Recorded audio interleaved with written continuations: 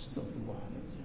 الذي لا إله إلا أنت خلقتني وأنا عبدك أعوذ بك من شر ما صنعت وبارك بنعمتك علي وأبوء بذنبي فاغفر لي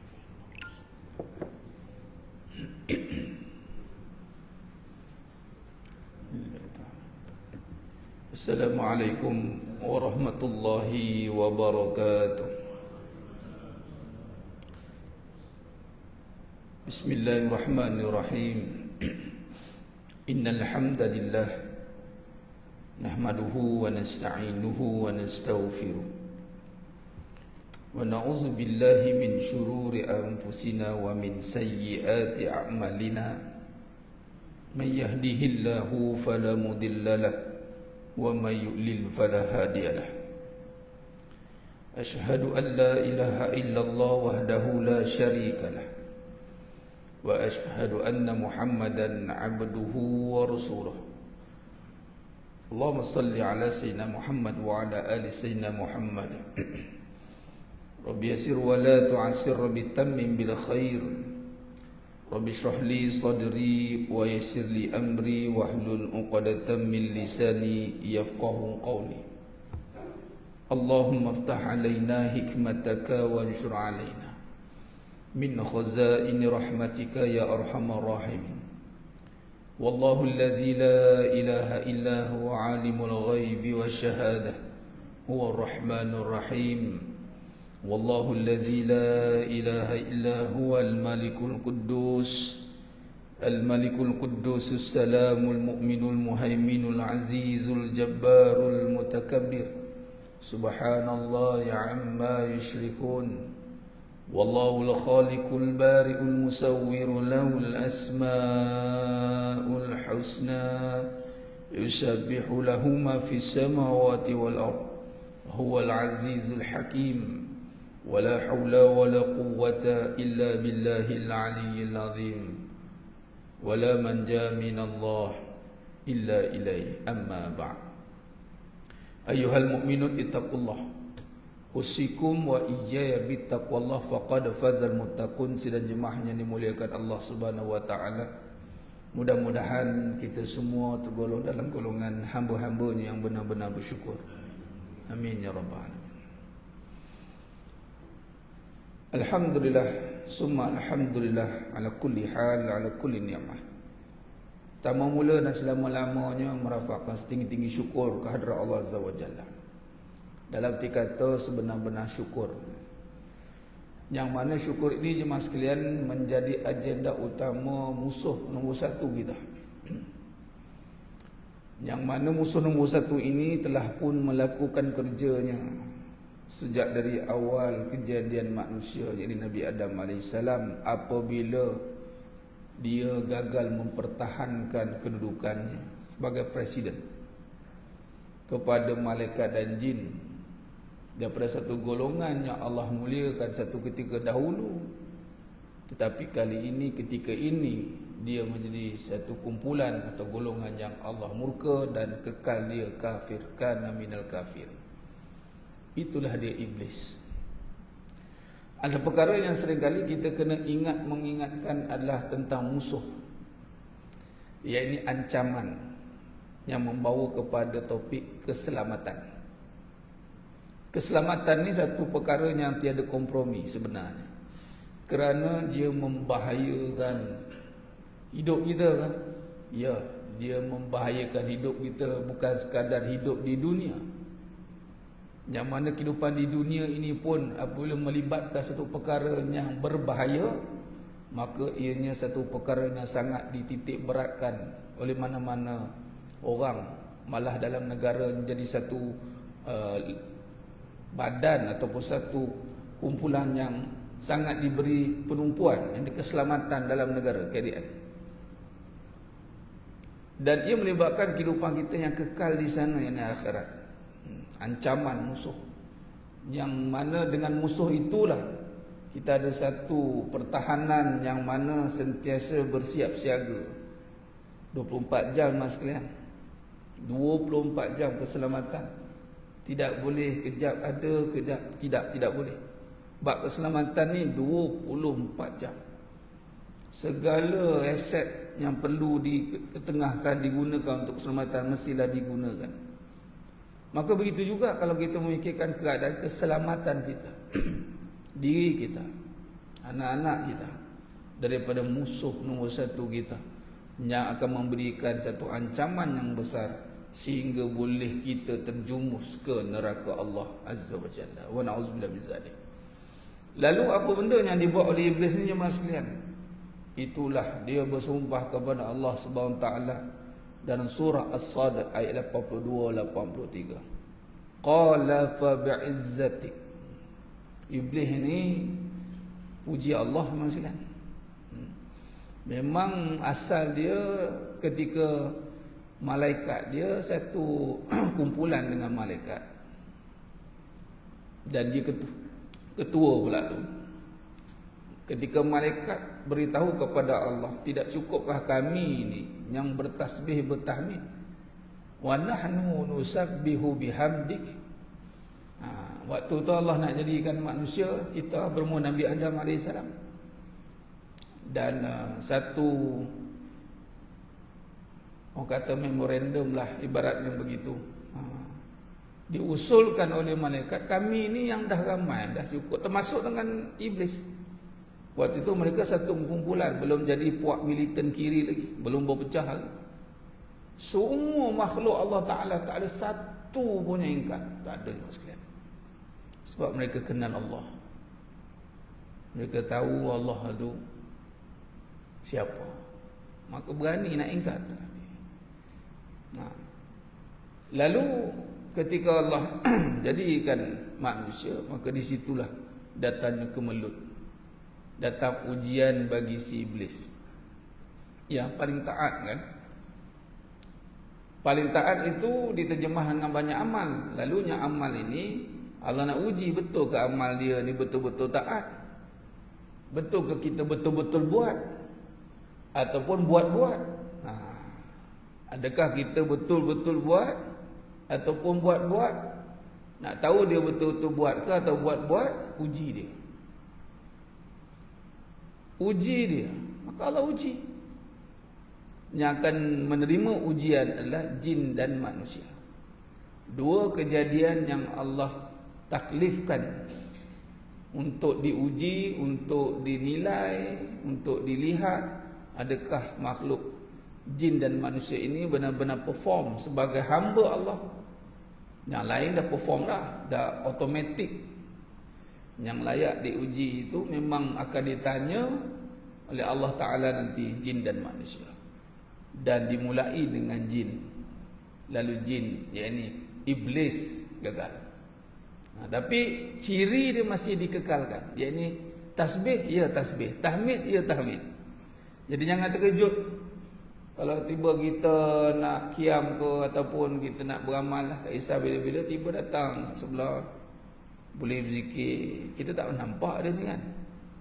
Tengok bersih dia, pakaian dia. Tu kata bila setengah-setengah tu berjalan pada jalan saliknya ni nak menuju kepada Allah, kemudian melalui pengalaman rohaniah itu, tiba-tiba ada jelmaan ke, jangan disangkakan itu malaikat, belum tentu. Belum tentu. Dah ramai yang tersilap langkah, malah dalam riwayat Syekh Abdul Qadir Jalani rahimahullah ta'ala alaih pun diperjalankan dengan jelmaan iblis ni. Dia menjelma jadi malaikat. Dia mengatakan bahawa ketika ini kamu telah sampai ke satu makam yang mana halal dan haram tidak lagi terpakai pada kamu. Habis. Dia dengar halal haram tak terpakai, dia lontarnya. Daripada cahaya terang benderang berubah jadi gelap segelap-gelap. Iblis belum nyamar, melainkan para anbiya dia tak boleh. Nabi SAW dia tak boleh nyamar. Tapi perwatakan orang manusia yang alim boleh. Jadi karakter si iblis yang berzikir ni masih dikekalkan. Malah ketika dia dah berkhianat pun, tengok dimulakan, Allah rakamkan kata-kata iblis. Qala fa bi'izzatik. Nampak? Berkata iblis, dengan keagunganmu. Nampak? Ni bukan halang kepala ni musuh kita ni mas kan. Zikir dia bukan zikir guna tasbih dah. Zikir sebati dah dia tu. Kalau ikut nafas, senapas sebati lah. Sebab apa? Berjuta tahun mungkin. Dan dia adalah lead, ketua. Ada satu kat TikTok lah saya tengok tu, kat TikTok. Ada satu gerakan kat mana, entah Pakistan ke Hindustan ke, dia orang dia Jabi kot. Dia punya ruqyah, dia ruqyah tapi main hembus je. Hembus kat mic macam tu. Tapi tangan dia bukan tasbih. Sekali dia go pop dia tarik macam tu. Kita tengok macam kelakar pun ada kan. Dia bukan tasbih, dia tasbih. Kita macam ni lah. Paling laju pun, paling laju pun dia macam ni je. Tarik macam tu. Dia tiup gitu, menjerit semua orang lah. Sebat, sebut nama Allah. Tapi kaedah tu lah, ada yang kritik, Allah alam. Tak tahu setara mana dia tarik tasbih tu. Sekali tarik dah zerap macam itu terus. Dia tarik sini kan, dia tarik lah, ada tiup mic tu, menjerit kan. Iblis terror lagi, tak pakai ni lah. Nak bagi tahu tu je. Sebab tu kadang-kadang bila kita nak berhadapan dengan musuh ni, kita kenal dulu musuh tu siapa. Pertama kena kenal musuh supaya tak tersilap bermusuh. Kadang kita bermusuh dengan orang, salah tu. Walaupun sebahagian orang ni akan jadi musuh kita juga, tapi kerana dia mengikut karakter musuh lah. Siapa musuh-musuh tu? Iblis lah. Apabila dia ikut karakter iblis, maka jadilah musuh. Itu jadi masalah. Asalnya bukan kita bermusuh. Asalnya kita ni semua bersatu. Tapi kerana ada agenda dia untuk qala fa bi'izzatik la ughwiyannahum ajma'in. Bayangkan, punyalah saya bila baca kata-kata iblis ni, saya lihat, saya ambil pengajaran dia, begitu akrabnya dia dengan Allah, begitu confident dia boleh cakap, aku akan sesatkan semua cucu Adam, cucu cici Adam. Bayangkan, berani cakap depan Allah macam tu. Tapi yang pertama, sebelum dia nak menyesatkan, dia minta izin dulu tu. Tu satu beradab dia. Nak buat jahat pun minta izin Allah. Amin. Dah Allah izinkan Ustaz? Ya, Allah izinkan. Kenapa Allah izinkan? Kerana Allah tahu tak semua yang diizinkan itu akan berlaku juga. Ya, Allah izinkan kita buat, belum tentu terjadi. La'u yanahum ajma'in, dan dia dah letakkan siasat, illa kecuali ibadaka minhumul mukhlasin, kecuali hamba-hambamu yang terpilih. Mukhlasin, hamba-mu yang bersih, yang ikhlas. Ia akan terhindar daripada ancaman musuh nombor satu kita.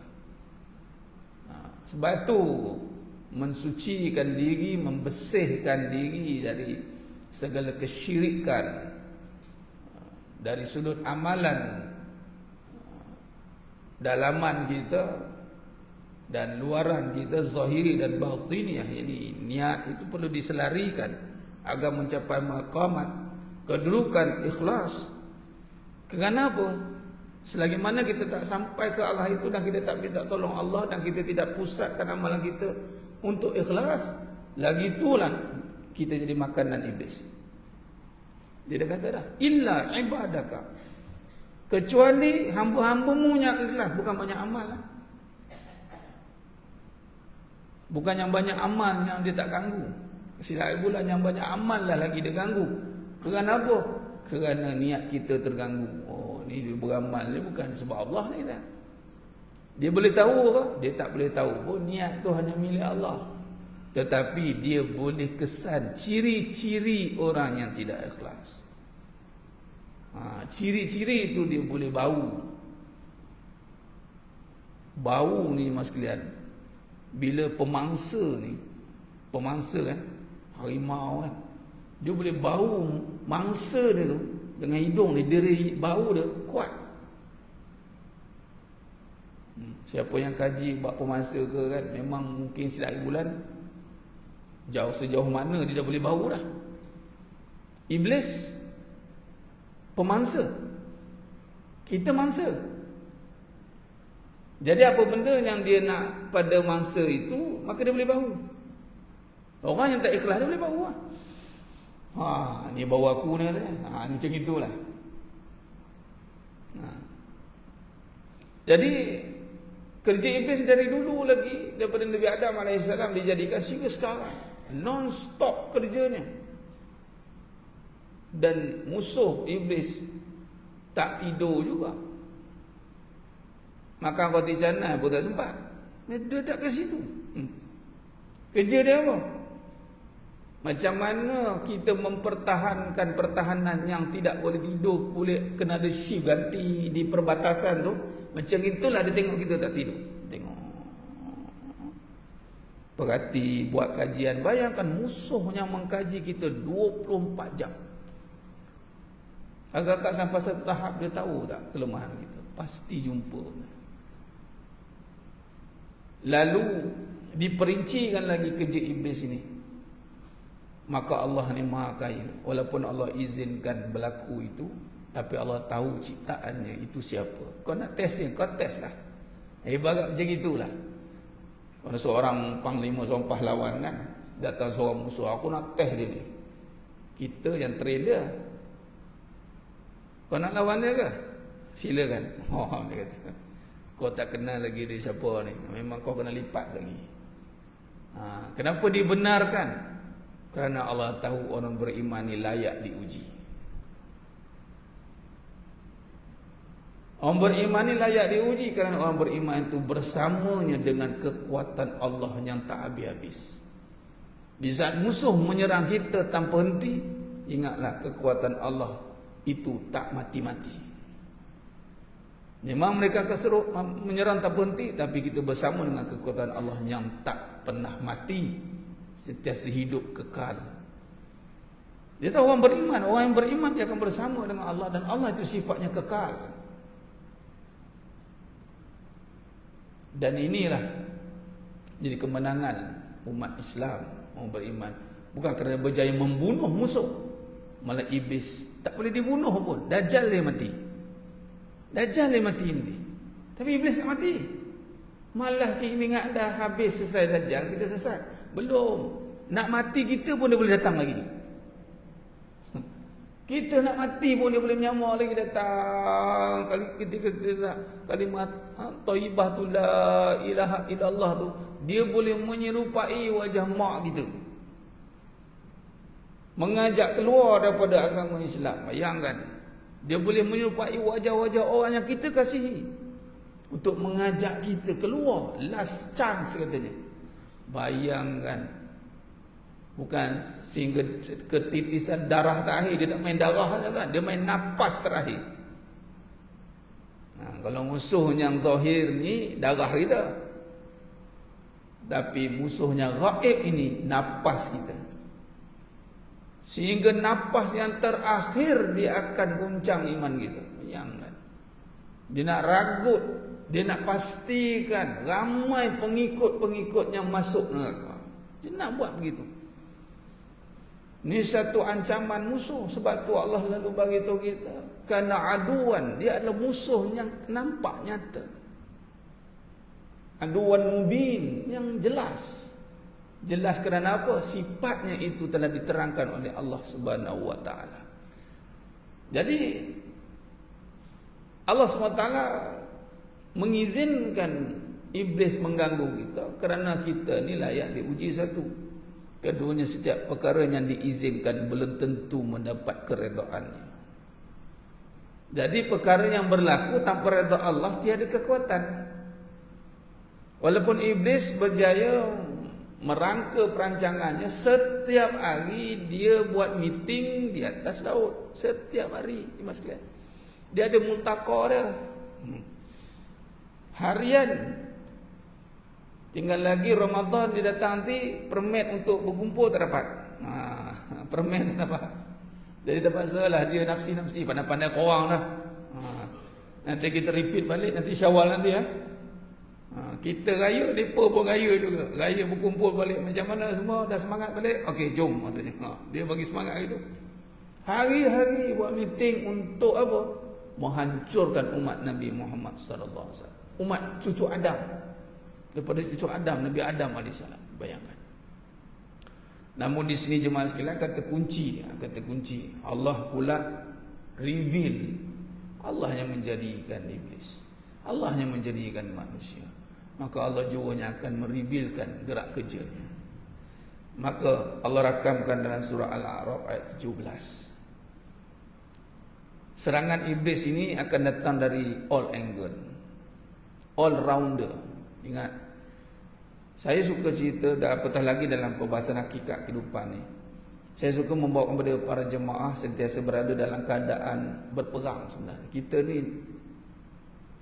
Kita beramal ni, itu adalah ganjaran kita.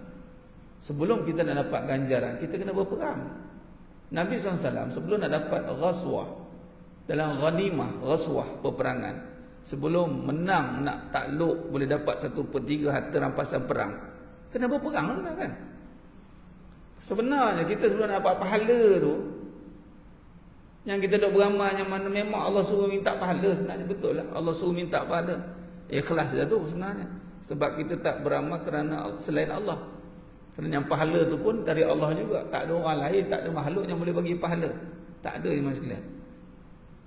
Yang boleh bagi pahala hanya Allah. Kalau kerana pahala untuk pahala pun tak masalah, sebab kena Allah juga. Cuma ulama letakkan tu ikhlasnya rendah lah. Cuma walaupun rendah, tetap je bahagian ikhlas juga.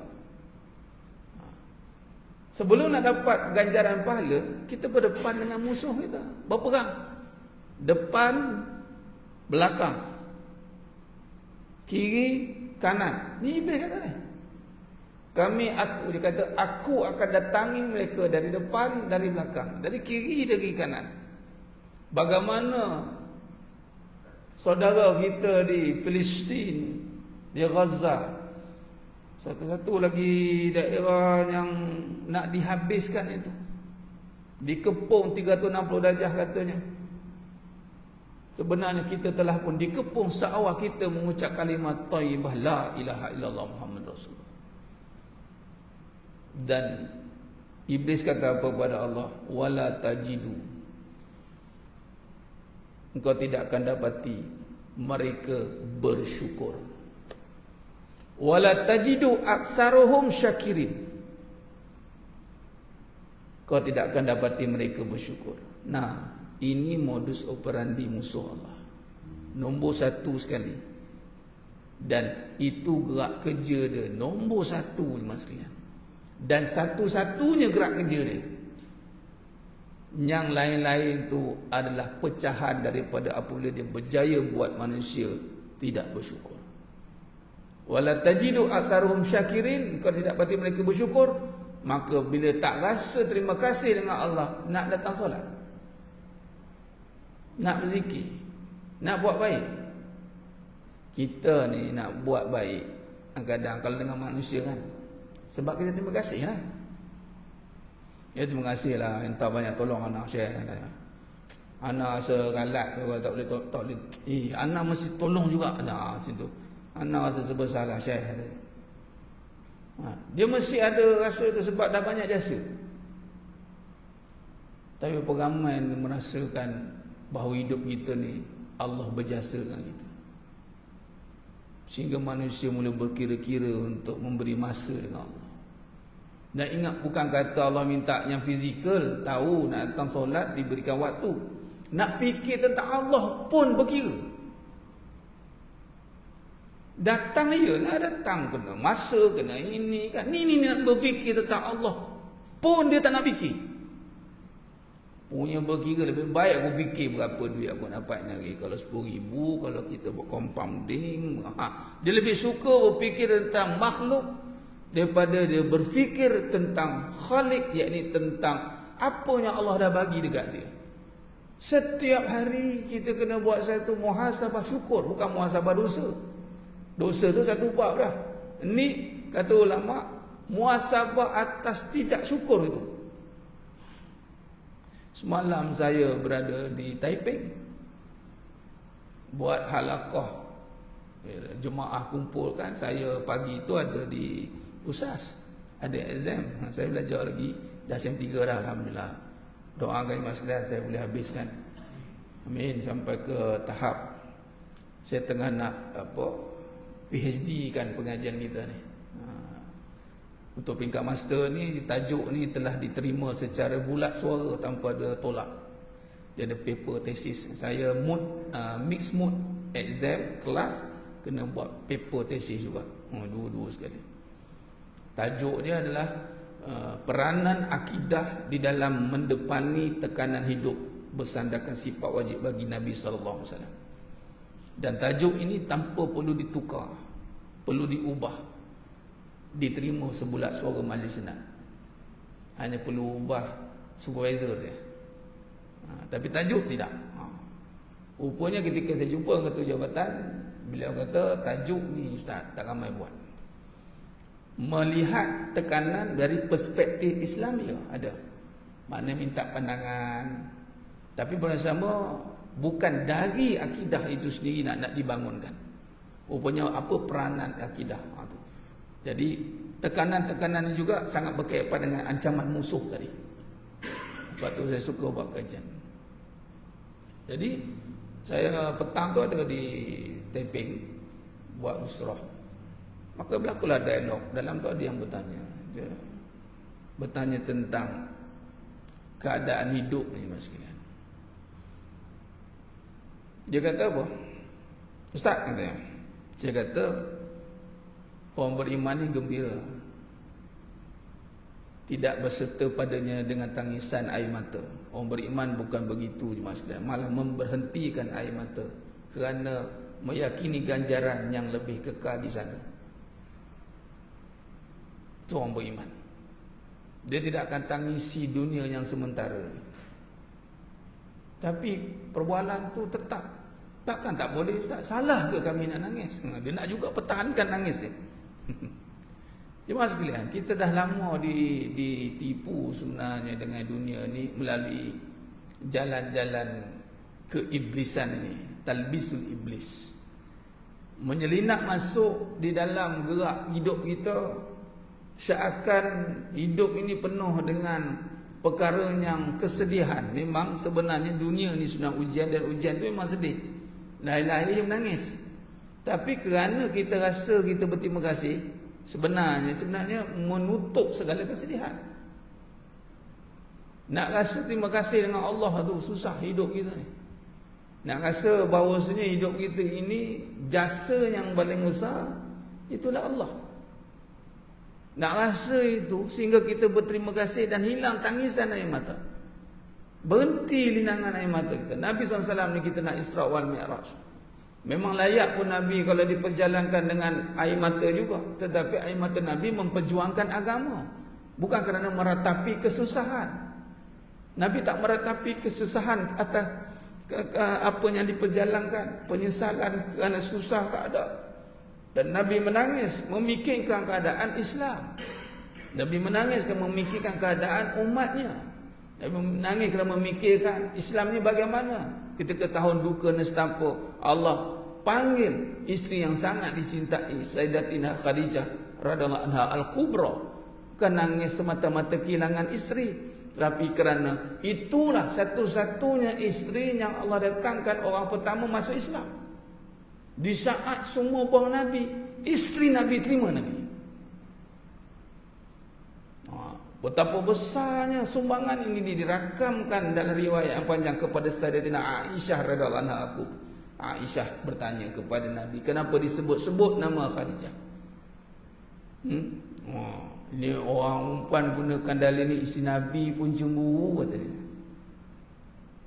Tapi saya nak bagi tahu, Nabi ni menangani cemburu.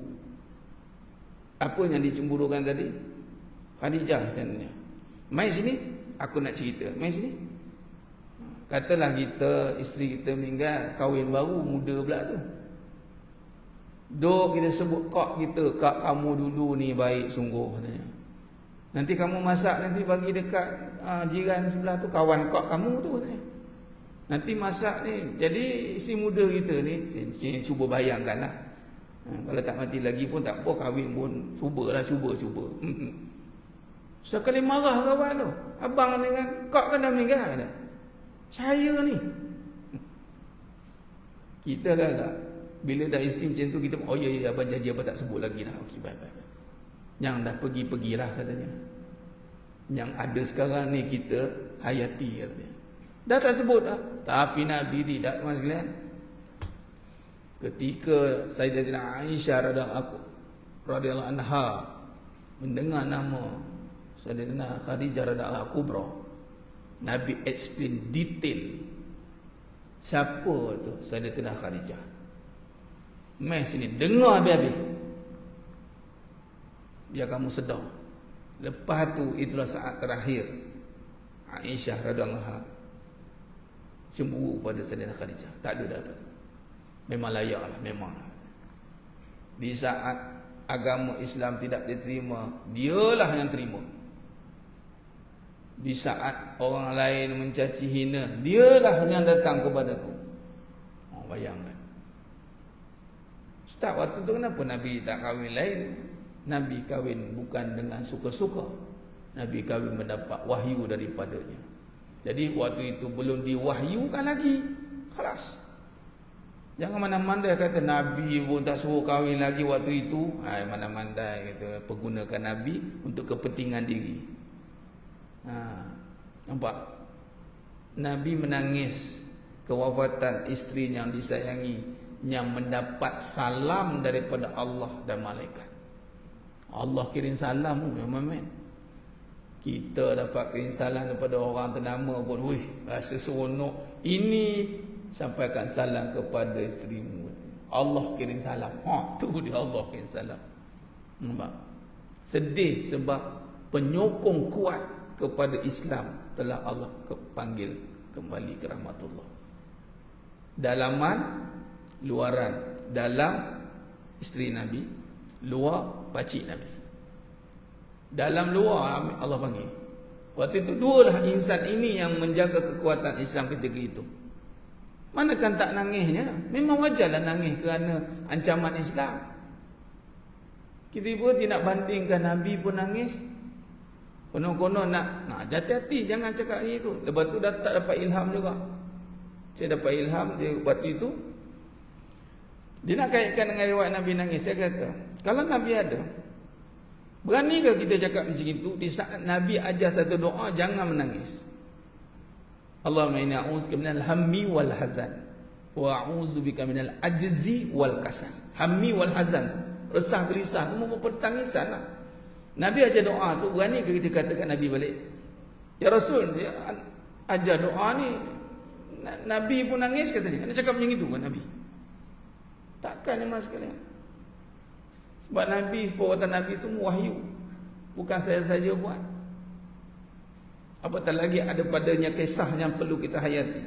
Dia menunjukkan bahawa, berbalik pada tadi, apabila iblis berjaya membuat manusia tidak bersyukur, wala tajidu aksarahum syakirin, yang perkara pertama yang kita rasa adalah, kalau dalam perbahasan kita, ini nak letakkan diri dalam bab istiqomah, nak rasa Allah berjasa dengan kita ni, ini yang paling susah mas. Sebab dalam satu hadis Nabi SAW daripada Abu Amr, menyatakan dari Abu Amr Sufyan bin Abdullah As-Saqafi radhiyallahu anhu, berkata, aku bertanya, ya Rasul, katakanlah kepadaku, kulli fil Islam qawlan la as'alu an ahada. Bagi tahu sesuatu kepadaku, sebuah perkataan yang dalam Islam, supaya aku tidak tanya kepada sesiapa dah. Qal, berkata Nabi SAW, kul amantu billah. Katakanlah, Nabi suruh katakan. Nabi nasihat balik sahabat dengan kata, kul amantu billah. Katakan amantu billah. Katakan. Lalu kita pun kata, ya, aku beriman. Kemudian apa Nabi suruh? Summastaqim. Kemudian istiqamahlah. Sebelum kita faham summastaqim tu, kata awal yang Nabi nasihatkan, yang menjadi titik tolak kepada nak merasai jasa, amantu billah. Perkataan kalimah amantu billah dalam perbahasan sifat 20 mas sekalian, dalam Ummul Barahin, syarahan Al-Imam Sanusi rahimahullah ta'ala alaih, mensyarahkan sifat yang pertama bagi Allah, sifat wajib bagi zat Allah itu nafsiyah, sifat al-wujud. Al-wujud diisyaratkan oleh Imam Abu Hanifah, mensyarahkan makna al-wujud itu bil makna amantu billah.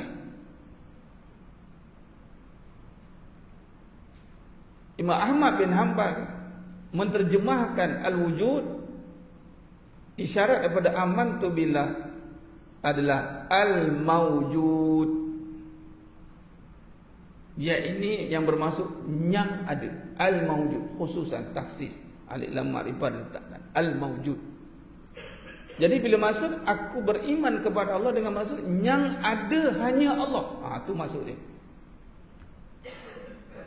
Bila yang ada hanya Allah, hati kita kuat mengatakan semuanya ada adalah diadakan Allah, menyebabkan ketika melihat makhluk kita akan teringat dan merasai adalah semuanya pemberian Allah.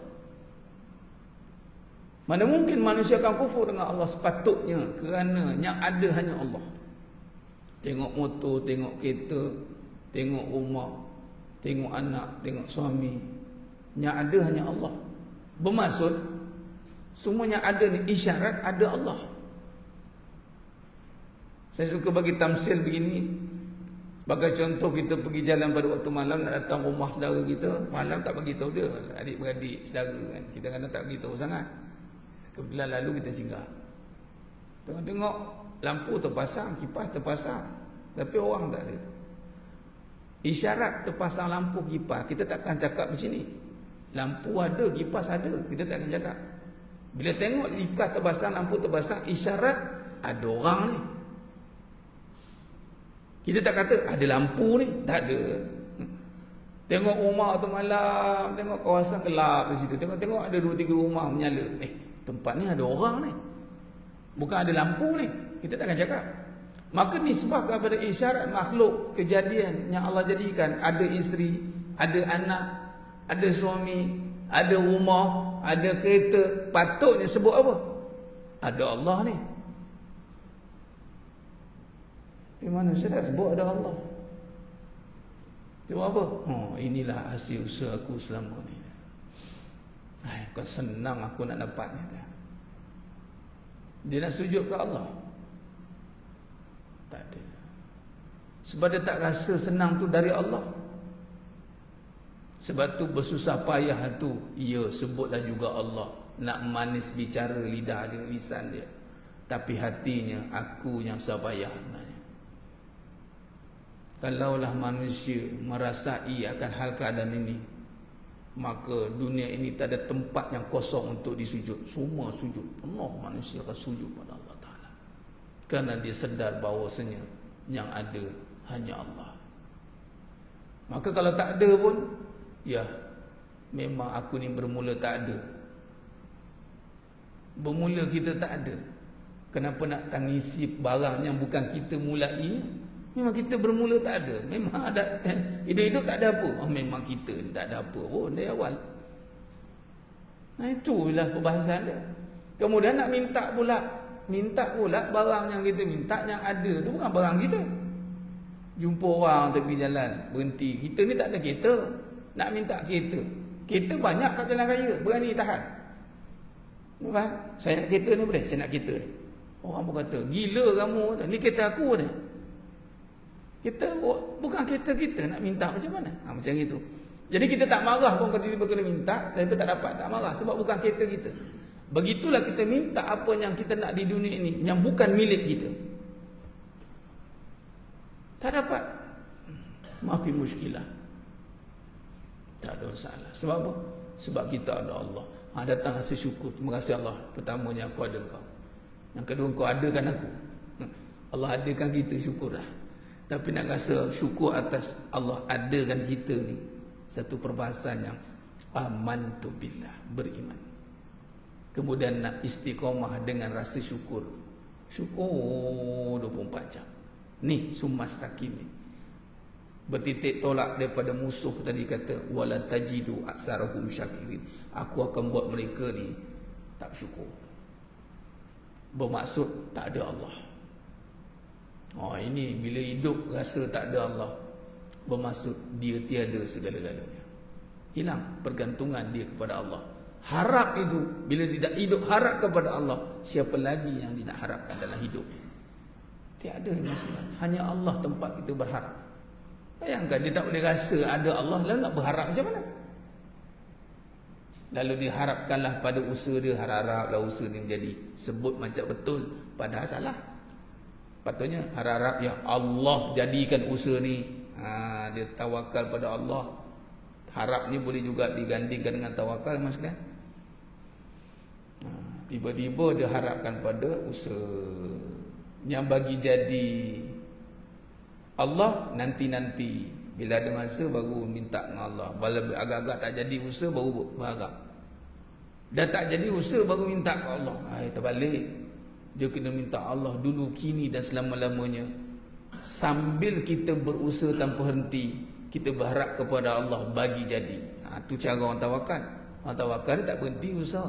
Kerana yang bagi jadi bukan usaha. Kalau dia berhenti berusaha, dia beranggapan usaha bagi jadi. Tak jadi aku buat ni, malas. Makna kata dia dah iktikad usaha bagi jadi. Tapi kalau dia iktikad usaha tak bagi jadi, yang bagi jadi Allah, maka usaha dia takkan pernah berhenti. Seiring dengan usahanya, dia berharap pada Allah menjadikan usahanya.